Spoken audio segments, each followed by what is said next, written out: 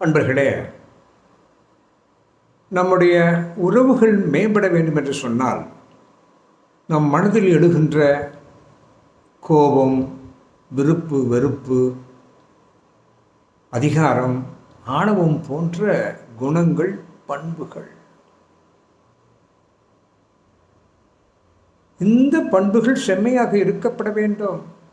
அப்படி செம்மையாக இருக்க வேண்டும் என்று சொன்னால் அதற்கு அடிப்படையாக இருக்க வேண்டியது அது பற்றிய தெளிவு, அது பற்றிய நாலேஜ், அது பற்றிய அறிவு, கருத்து பரிமாற்றம்.